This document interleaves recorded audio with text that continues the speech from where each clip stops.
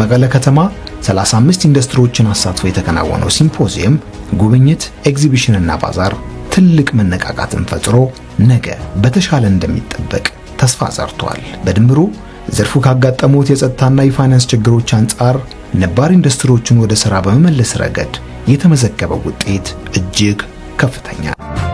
በሰላም እጦት የተፈተነው ከጦርነት ማግስት ሕይወቱን መምራት የሚሻው የትግራይ ወጣት ሥራ ይፈልጋል።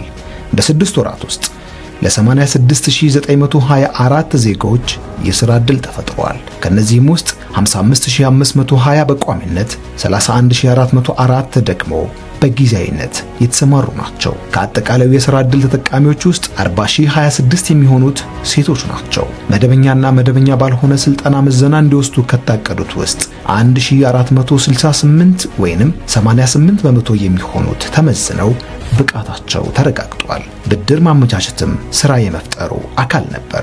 በክልሉ ለ7764 ተጠቃሚዎች 1.92 ቢሊዮን ብር ብድር ተሰጥቷል።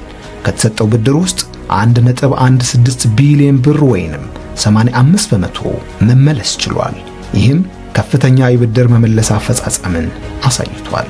በድምሩ ተጨማሪ ሥራ ቢጠይቅም በትግራይ ክልል ሥራም እየተፈጠረ ዜጎች ሰርተው መኖር የሚችሉበትን አውድ ለመፍጠር እየተሰራ ነው።